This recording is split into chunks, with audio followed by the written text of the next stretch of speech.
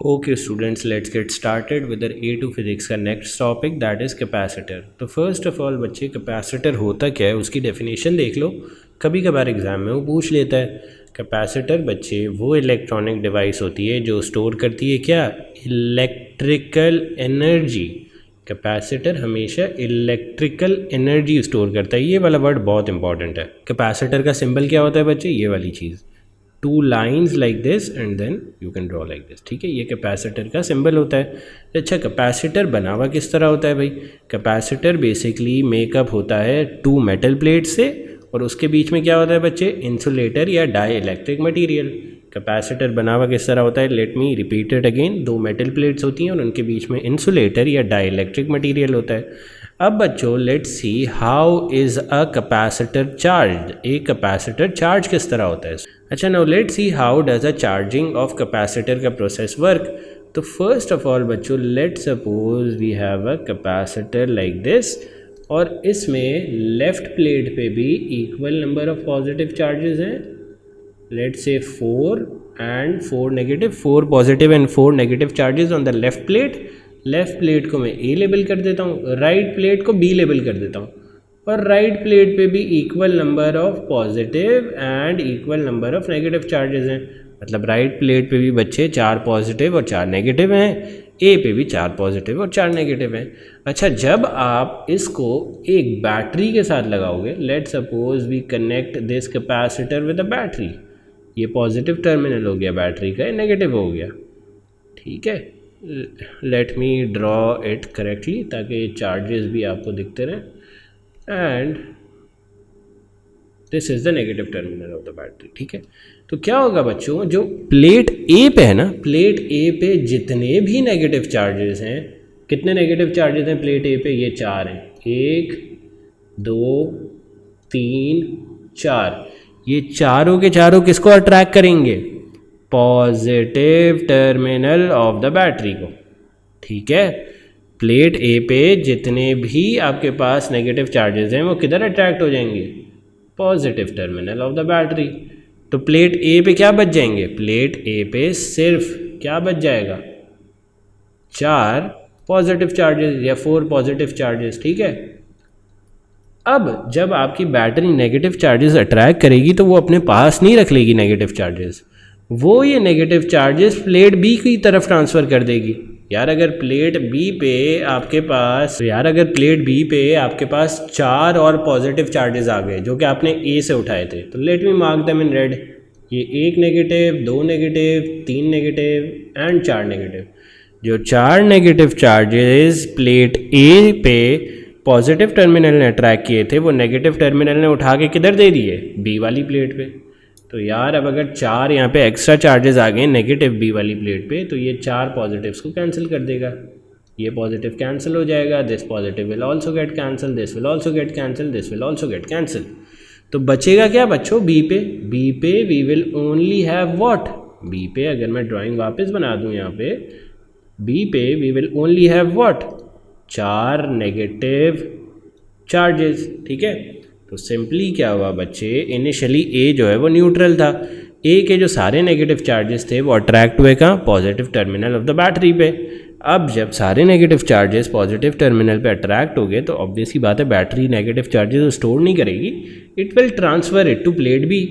अब plate B पे जब 4 एक्स्ट्रा नेगेटिव आ गए तो उन्होंने क्या किया, 4 पॉजिटिव चार्जेस को न्यूट्रलाइज कर दिया, और इसलिए बी बिकम्स नेगेटिवली चार्ज, ए बिकम्स पॉजिटिवली चार्ज। एक और चीज़ यहाँ पे जो रिमेंबर करने वाली ये है कि अगर ए पे 4 पॉजिटिव है तो बी पे हमेशा 4 क्या होगा, नेगेटिव। ठीक है, इक्वल एंड ऑपोजिट चार्जेस होते हैं ऑन बोथ द प्लेट्स। ठीक है, this is the charging of capacitor की वर्किंग। ये पूरी चीज़ मैंने यहाँ पे इन 7 स्टेप्स में लिखी हुई है, यू कैन सी दिस। अच्छा, 1 or 2 more things to remember here is क्या, कि जितने ज़्यादा चार्जेस डिपॉजिट होंगे, चार्ज जितने ज़्यादा डिपॉजिट होंगे उतना ज़्यादा पोटेंशियल डिफरेंस होगा अक्रॉस द कैपेसिटर। ठीक है, और चार्जिंग स्टॉप कब होगी, चार्जिंग विल स्टॉप जब क्या होगा, जब कैपेसिटर के across voltage will equal to what, battery का ईएमएफ। ठीक है, so these are two more important points जो आपको याद रखने हैं कि जितना ज़्यादा चार्ज की वैल्यू होगी, जैसे अगर +4 और -4 कोई वोल्टेज जनरेट कर रहा है और फिर +6 और -6 कोई वोल्टेज जनरेट कर रहा है, तो ऑब्वियसली +6 और -6 वाला वोल्टेज जो है वो ज़्यादा होगा। ऑल्सो चार्जिंग कब स्टॉप होगी, जब voltage will equal to the EMF। तो ये सारी चीज़ें मैंने यहाँ पे लिखी हुई हैं बच्चों, you can go through it, ठीक है। अच्छा, ये कुछ ग्राफ्स हैं। ग्राफ्स किस चीज़ के हैं भाई? Voltage in the capacitor. Voltage in the capacitor बढ़ेगी तब तक we have reach the EMF, और जब भी हम EMF रीच कर जाएंगे तो क्या हो जाएगा? जब voltage in the capacitor will equal to EMF जब भी हो जाएगा तो क्या होगा? Charging will what? Charging will stop. और जब चार्जिंग स्टॉप हो जाएगी बच्चे तो करंट इन द सर्किट क्या हो जाएगा? ज़ीरो। ऑब्वियस ही बात है, there will be no electron flow, क्योंकि दोनों का EMF सेम हो जाएगा। तो अगर EMF का डिफरेंस नहीं है तो obviously there will be no current flow. Now let's move on to the next topic, that is discharging of a capacitor. बच्चों, अब अगर आपको किसी भी कैपेसिटर को डिस्चार्ज करना है तो what do? You just connect it with a lamp और अ बल्ब और एनीथिंग, और जो कैपेसिटर है वो आहिस्ते आहिस्ते डिस्चार्ज होना शुरू हो जाएगा, ठीक है। One thing to remember here is that जो करंट एट द स्टार्ट में होगा that would be pretty high, but जैसे जैसे जैसे जैसे कैपेसिटर डिस्चार्ज होता रहेगा करंट भी डिक्रीज होता रहेगा और वोल्टेज भी आहिस्ता आहिस्ता आहिस्ता डिक्रीज होता रहेगा, ठीक है। नाउ लेट्स स्टडी एक और बात जो मैंने आपको शुरू में बताई थी। कैपेसिटर की डेफिनेशन मैंने क्या लिखाई थी कि capacitor is a component that stores electrical energy. यहाँ पे चार्ज का वर्ड नहीं लिख देना वरना गलत कर देगा एग्जामिनर। क्यों? इलेक्ट्रिकल एनर्जी ही क्यों स्टोर करता है, चार्ज क्यों नहीं स्टोर करता? क्योंकि बच्चों अगर आप एक प्लेट देखो कैपेसिटर की, +4 का चार्ज यहाँ पे ऑन वन प्लेट और नेगेटिव पे -4 है, तो अगर +4 -4 करूँगा तो चार्ज कितना आ रहा है? ज़ीरो। नेट चार्ज ज़ीरो है, ठीक है। Net charge is zero. Hence we say कि कैपेसिटर बच्चे ओनली एनर्जी स्टोर करता है but doesn't store any charge, क्योंकि नेट चार्ज क्या हो जाता है? पॉजिटिव नेगेटिव करके नेट चार्ज क्या हो जाता है? ज़ीरो हो जाता है, ठीक है। अब कैपेसिटेंस की डेफिनेशन क्या होती है भाई? Capacitance is the charge stored per unit potential difference. इसके यूनिट्स क्या होते हैं बच्चे? फैरेड्स। यूजुअली एग्जाम में सवाल आएगा तो माइक्रो फैरेड्स में आपको वैल्यू गिवन होगी, सो you will have to multiply by 10-6, ठीक है। माइक्रो की क्या वैल्यू होती है? 10-6, सही है। अब कैपेसिटेंस का फॉर्मूला क्या है? C is equal to Q divided by V। Q क्या है बच्चे इसमें? चार्ज। V क्या है? वोल्टेज। Simple as that. कभी कभार एग्जाम में you have to define farads as well, तो फैरेड्स किस तरह डिफाइन करोगे? आप इस तरह कह दोगे कि it is the capacitance when there is a charge of 1 coulomb stored across a potential difference of 1 volt. Simple as that. Farad की डेफिनेशन भी आपको आनी चाहिए, ठीक है। अब बच्चों अगर मैं Q वर्सेस V का ग्राफ बनाऊं, ठीक है, लेट सपोज यहाँ पे अगर मैं let me do it here Q, oh not red colour, red वाली यहाँ पे लाइन है तो it wouldn't be visible. Q is equal to, ये इक्वेशन क्या थी? Q is equals to CV, ठीक है। Q is equals to CV।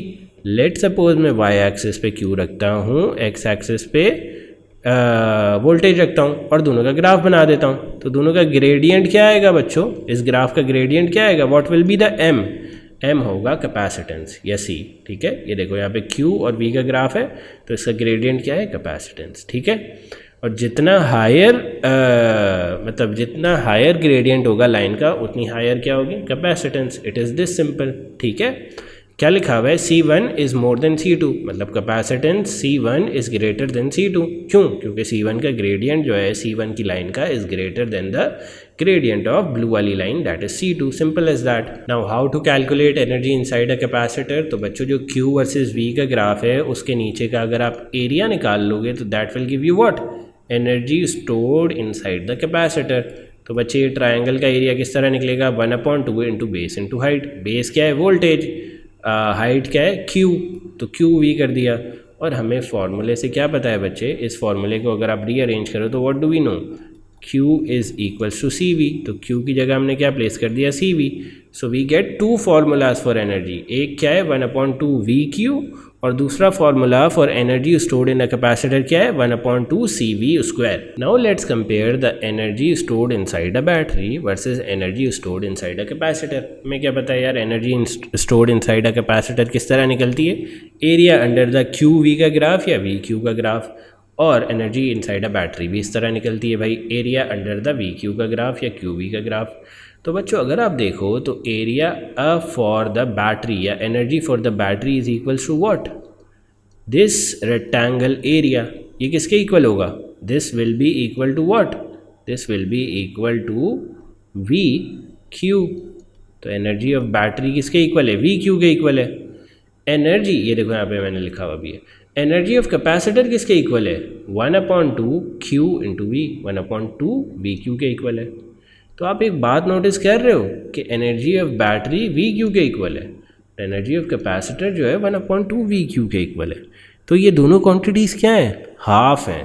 तो इसका मतलब ये है कि बैटरी की एनर्जी को अगर आप हाफ करोगे तो that will be the energy of capacitor. इसका मतलब ये है कि हाफ ऑफ बैटरीज एनर्जी, देखो अगर बैटरी की एनर्जी ई भी है ना, तो हाफ वो जा रही है कहाँ पे, कैपेसिटर में, दैट इज इक्वल टू ई सी, और हाफ बैटरी की एनर्जी कहाँ खर्च हो रही है, हीट लॉसेस में।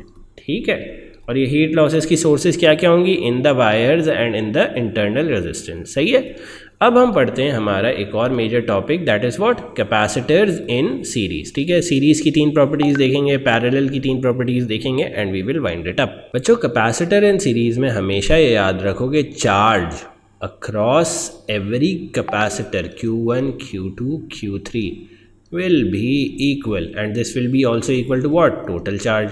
ठीक है, ये इक्वेशन याद रखो फॉर चार्ज। वोल्टेज किस तरह वेरी करता है in series, voltage has a special kind of function in series. देखो बच्चों, हम अगर ये इक्वेशन लिखें, Q upon voltage is equal to C V. ठीक है, अब इसमें मुझे बताओ, अगर Q मैं कांस्टेंट कर देता हूँ, ठीक है, दिस बिकम्स कांस्टेंट, तो C और वोल्टेज किस तरह रिलेटेड हैं, दे आर इनवर्सली रिलेटेड। तो सीरीज़ में बच्चे वोल्टेज सोली एक ही चीज़ पे डिपेंड करता है, दैट इज़ कैपेसिटेंस। मतलब अगर आपकी कैपेसिटेंस ज़्यादा होगी बच्चे तो वोल्टेज क्या हो जाएगा, कम। अगर आपकी कैपेसिटेंस कम होगी तो वोल्टेज क्या हो जाएगा, ज़्यादा। Simple as that. ठीक है, कैपेसिटेंस इज़ इन्वर्सली प्रोपोर्शनल या इन्वर्सली रिलेटेड टू वोल्टेज। कब, जब कैपेसिटर्स आर इन सीरीज़। ठीक है, इज दिस क्लियर। और चार्ज क्या होता है, कांस्टेंट, और वोल्टेज क्या होता है, inversely proportional to capacitance. Now let's move on to a third property.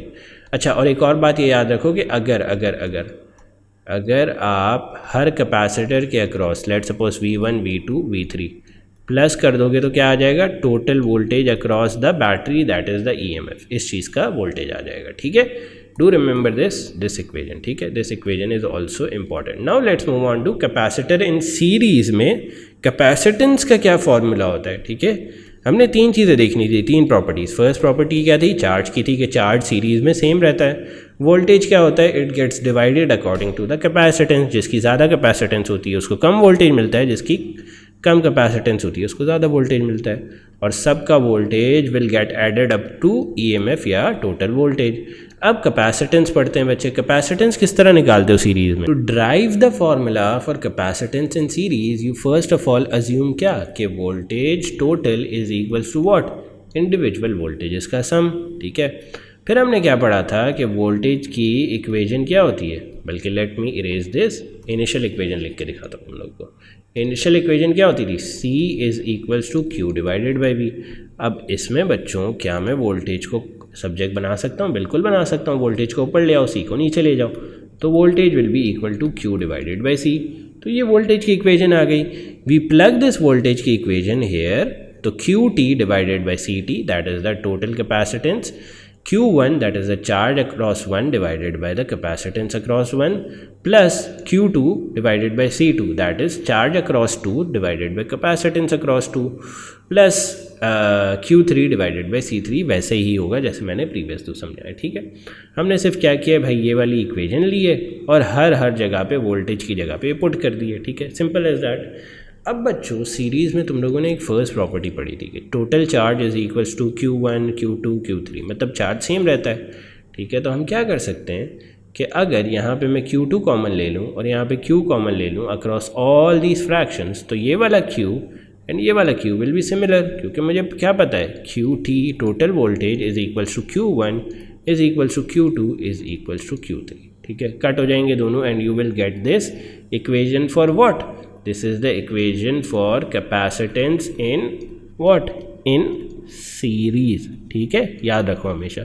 एक और अच्छा तरीका ये याद करने का इसको कि this is inverse of what, resistance की इक्वेशन इन पैरेलल। मतलब रेजिस्टेंस की जो पैरेलल में इक्वेशन थी वो यहाँ पे कैपेसिटेंस की सीरीज़ में है, सिंपल एज दैट। ठीक है, अच्छा अब एक सवाल देख लेते हैं भाई।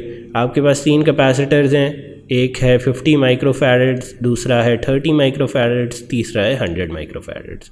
तीनों सीरीज़ में कनेक्टेड हैं, तो टोटल कैपेसिटेंस किस तरह निकल आएगी, 1/20 + 1/30 + 1/100। टोटल कैपेसिटेंस किसके इक्वल हो गई, 10.71 माइक्रोफैरड्स। अच्छा, now let's move on two capacitors in parallel. बच्चे कैपेसिटर्स इन पैरेलल के लिए भी आपको सिर्फ 3 प्रॉपर्टीज़ याद रखनी है, कुछ ज़्यादा कॉम्प्लिकेट नहीं करना। फर्स्ट ऑफ ऑल क्या है कि वोल्टेज इन कैपेसिटर्स पैरेलल में सेम रहता है। मतलब total voltage will be equal to what, V1 is equals to V2 is equals to V3। मतलब ये जो EMF है बैटरी का, वही वोल्टेज होगा जो C1 पे जा रहा होगा, वही वोल्टेज होगा जो C2 पे जा रहा होगा, और वही वोल्टेज C3 पे भी जा रहा होगा। तो EMF is equals to V1 is equals to V2 is equals to V3। Simple as that, this is your first property for capacitors in parallel. अब चार्ज किस तरह वेरी करता है फॉर कैपेसिटर्स इन पैरेलल बच्चे, चलो वापस equation लिखते हैं यार। इक्वेशन हमने क्या पढ़ी है, C is equal to Q/V। ठीक है, let's multiply this, CV is equals to Q। अब बच्चों अगर ये V जो है वो कांस्टेंट हो जाए तो C and Q are what, directly proportional. मतलब जो चार्ज है आपका वो किस पे डिपेंड करेगा बच्चे, कैपेसिटेंस पे। जितनी ज़्यादा कैपेसिटेंस होगी उतना ज़्यादा चार्ज होगा, जितनी कम कैपेसिटेंस होगी उतना कम आपका चार्ज होगा, सिंपल एज दैट। ठीक है, तो चार्ज का भी आपको पता चल गया। ऑल्सो एक और बात रिमेंबर करने वाली ये है चार्ज के बारे में कि टोटल जब करोगे ना charge, Q1 + Q2 + Q3, that is Q1 + Q2 + Q3 जब करोगे तो this will give you what, total charge across the circuit. Do remember this. ठीक है, चार्ज के लिए ये बस 2 चीज़ें याद रखो, दिस इज़ 1, दिस इज़ 2, कि capacitance is directly proportional to the charge. और सेकंड चीज़ क्या है कि अगर सारे चार्जेस को प्लस करोगे तो you will get the total charge. अच्छा, अब थर्ड प्रॉपर्टी बच्चे क्या याद रखनी है फॉर कैपेसिटर्स इन पैरेलल, कि उसकी कैपेसिटेंस किसके इक्वल होती है। भाई जब कैपेसिटर्स पैरेलल में लगे हुए होते हैं तो उसकी कैपेसिटेंस किसके इक्वल होती है, तो वो हम ड्राइव करते हैं। फर्स्ट ऑफ ऑल हमें क्या इक्वेशन अभी थोड़ी देर मैंने पहले बताई है तुम्हें, जस्ट 1 मिनट पहले, कि QT is equals to Q1 + QT + Q3। ठीक है, और हमने क्या पढ़ा है कि Q is equals to CV। ठीक है, अब अगर Q is equals to CV है तो बच्चे इसको मैं यहाँ पे प्लग इन करता जाता हूँ। तो टोटल जो चार्ज है उसकी जगह मैंने क्या रख दिया, CT and VT, that is the total voltage. ठीक है, let me zoom in a bit ताकि तुम लोग को ये क्लियर हो जाए। Q1 क्या है, Q1 would be what, Q1 would be C1 and V1, plug in कर दिया। Q2 इस तरह क्या होगा, C2 V2, और Q3 क्या होगा, C3 V3। अब मैंने एक और प्रॉपर्टी भी पढ़ाई थी for voltage in capacitors in parallel. जब कैपेसिटर्स पैरेलल में होंगे तो वोल्टेज क्या होता है, EMF is equals to the voltage in branch 1 is equals to the voltage in branch 2 is equals to the voltage in branch 3। मतलब voltage same रहता है थ्रू आउट। तो भाई अगर वोल्टेज सेम रहता है थ्रू आउट तो मैं इस V को कॉमन ले लेता हूँ लेफ्ट हैंड साइड पे, और यहाँ पे भी V कॉमन ले लेता हूँ। ठीक है, this V and this V will both be similar. VT जो है बच्चे इक्वल होगा किसके, V1, और V1 किसके इक्वल होगा, V2 के, और V2 will be equal to V3। मतलब ये तीनों चारों के चार वोल्टेजेस सेम है, तो कॉमन लिया और यहाँ से V कैंसिल आउट हो गया। तो वी गेट अर कैपेसिटेंस का आंसर, दैट इज़ व्हाट, कि कैपेसिटेंस अगर आपको पैरेलल में निकालनी हो तो what will you say, capacitance in parallel is equals to C1 + C2 + C3।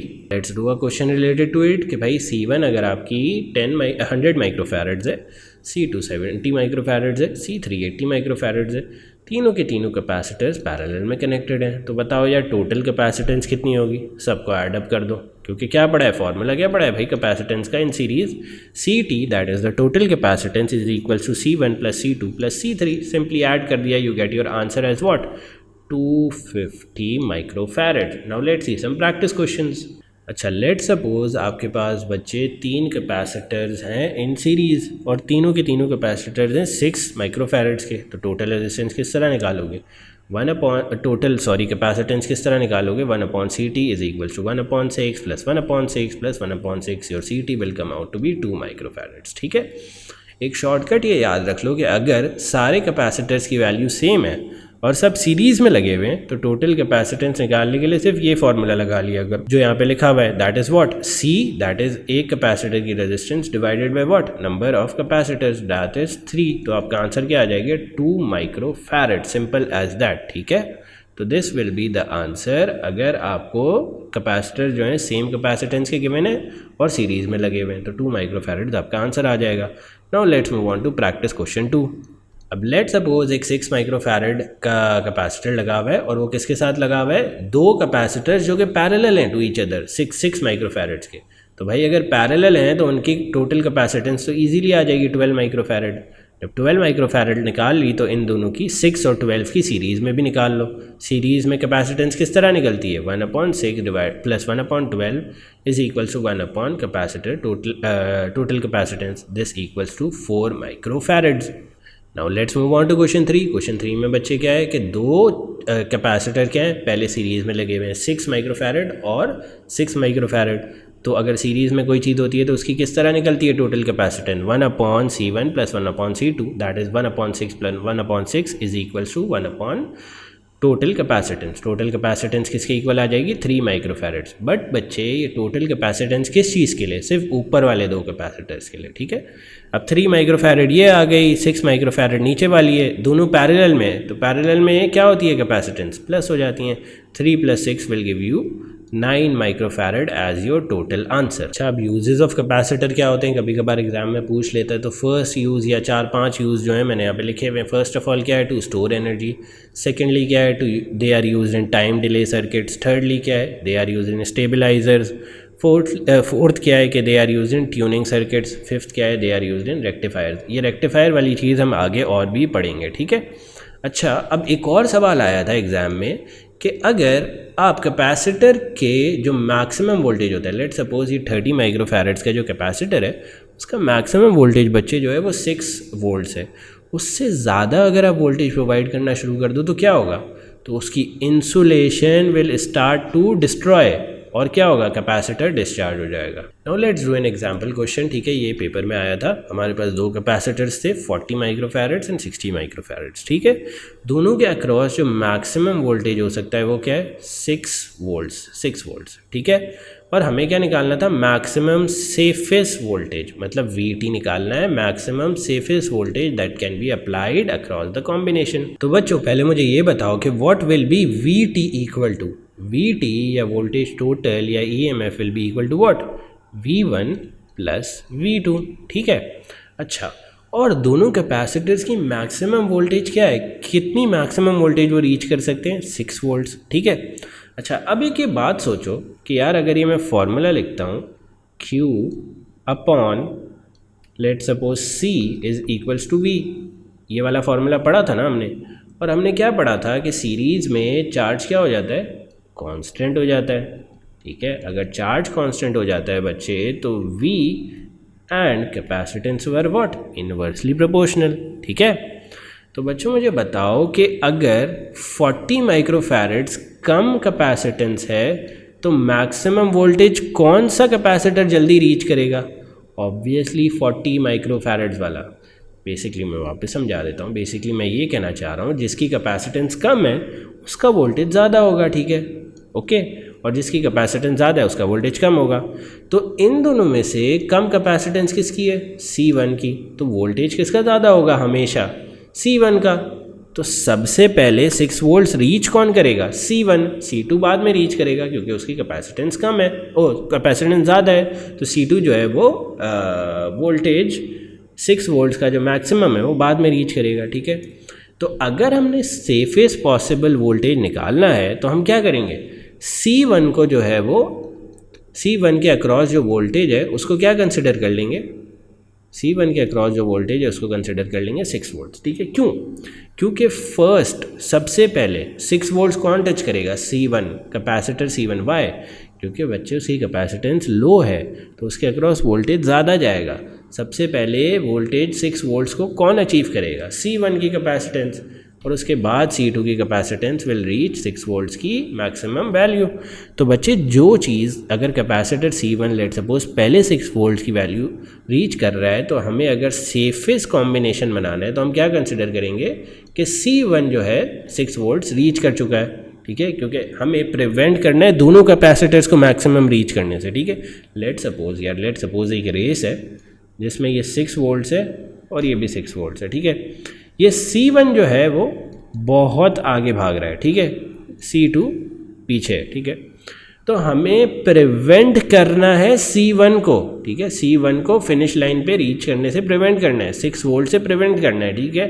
तो C2 तो ऑटोमेटिकली प्रिवेंट हो जाएगा क्योंकि वो तो ऑलरेडी पीछे है। अगर यहाँ पे कोई मैं ऑब्स्टिकल लगा देता हूँ फॉर C1 तो C2 तो ऑलरेडी प्रिवेंट हो जाएगा, ठीक है। बेसिकली जिसकी कैपेसिटेंस ज़्यादा है उसके अक्रॉस वोल्टेज क्या है? सबसे पहले 6 वोल्ट्स रीच करेगा, तो we need to prevent that. तो हम इसमें क्या कंसिडर करेंगे कि C1 के अक्रॉस वोल्टेज क्या है? 6 वोल्ट्स, ठीक है। अब C2 के अक्रॉस वोल्टेज किस तरह निकालेंगे भाई? हमने सीरीज़ में क्या पढ़ा था कि चार्ज ऑन फर्स्ट या capacitor 1 is equal to charge on the second capacitor, और Q की क्या इक्वेशन थी? C into V, Q was equals to C into V, ठीक है। तो यहाँ पे लिख देते हैं C1 V1 is equals to C2 V2, ठीक है। आगे मैंने ये सोल्यूशन भी किया हुआ है, let me show it to you guys, एक मिनट। ये अगर मैं स्क्रॉल डाउन करूँ, या C1 V1 is equals to C2 V2। C1 क्या था बच्चे? ऊपर से देख लो 40 microfarads into V1 is equals to 60 microfarads into V2। तो ये क्या आ गई हमारे पास? We got V2 in terms of V1, और हमने VT क्या लिखा था initially? VT was equals to V1 plus V2, ठीक है। V1 प्लस V2 में V2 को रिप्लेस कर देंगे 2/3 V1 से, ठीक है। You will plus it and put V1 as 6, तो आपके पास VT क्या आ जाएगी? 10 volt, simple as that. Now let's see another topic, that is what? Charging one capacitor with another. एक आप चार्ज कैपेसिटर लोगे, that is this blue one, एक अनचार्ज लोगे, दोनों को पैरेलल में कनेक्ट करोगे, तो क्या होगा बच्चे? जो चार्ज होगा वो उठ के चार्ज कैपेसिटर से आके अनचार्ज की तरफ आ जाएगा, एंड द अनचार्ज कैपेसिटर का charge will get increasing, and जितना ज़्यादा आपका चार्ज इंक्रीज होता रहेगा बच्चे, उतना ज़्यादा आपका वोल्टेज इंक्रीज होता रहेगा, सिंपल एज दैट, ठीक है। कब तक ये प्रोसेस चलेगा? Until the voltage across, let say charge capacitor V1 label कर देते हैं, is equals to uncharge capacitor का वोल्टेज, ठीक है। क्या होगा यार अगर आप चार्ज कैपेसिटर को अनचार्ज कैपेसिटर के साथ लगाओगे, तो चार्ज कैपेसिटर के चार्जेस अनचार्ज की तरफ आना शुरू होंगे, अनचार्ज का पोटेंशियल डिफरेंस इंक्रीज होना शुरू होगा। और कब तक ये प्रोसेस चलेगा? जब तक potential difference of uncharge capacitor that is V2 doesn't equal potential difference of charge capacitor that is V1। Now let's see an example question बच्चे। इसमें क्या है कि we have C1 that is 40 microfarads जो कि अनचार्ज है, C2 हमारे पास है 60 माइक्रोफैरड्स जो कि चार्ज है, और V2 क्या है? The voltage across C2 that is 6 volts. हमें बच्चे फर्स्ट ऑफ ऑल क्या निकालना है? Q2 that is the charge across Q। तो यार हमने क्या इक्वेशन पढ़ी है दिन रात इस चैप्टर में? C is equals to Q divided by V। CV कर देंगे तो क्या आ जाएगा? Q2।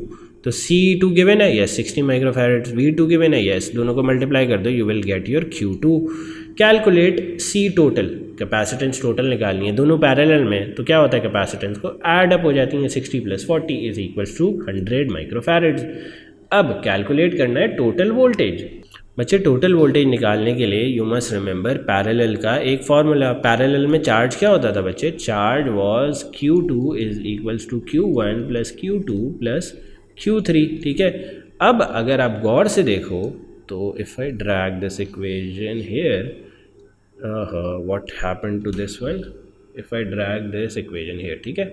तो अगर आप इसको गौर से देखो तो जो Q2 चार्ज है that is the charge in the total circuit will be equal to what?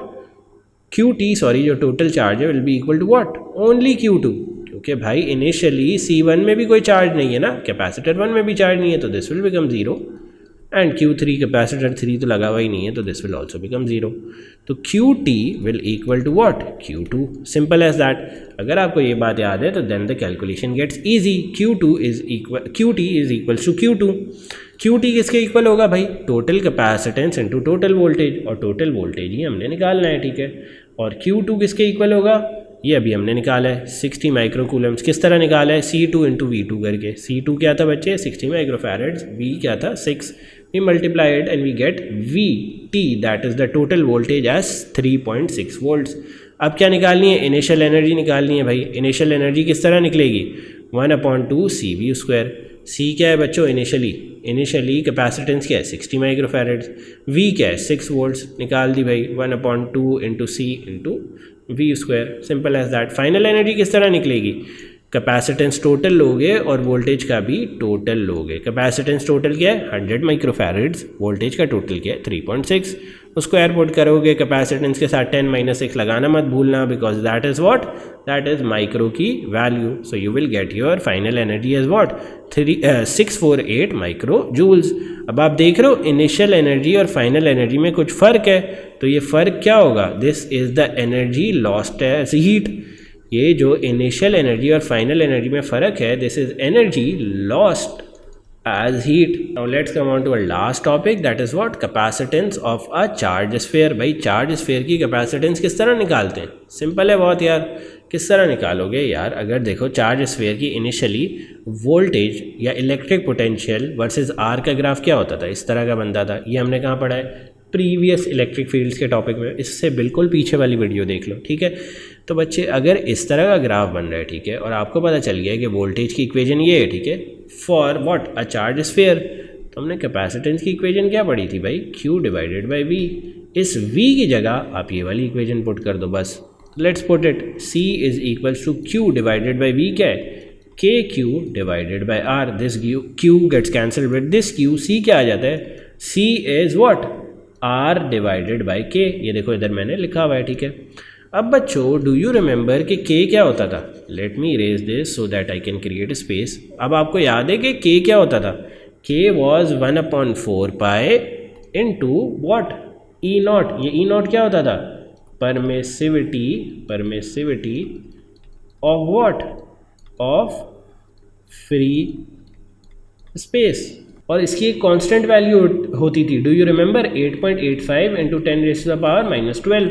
ठीक है। So you just plug in K की ये वाली equation hair. So what you get the answer of capacitance for a charge sphere. Charge sphere के लिए capacitance का formula बच्चे क्या होता है? C is equal to 4 pi E0 R। E0 क्या होता है? Permittivity of free space. और R क्या होता है? Radius of the charge sphere. ठीक है।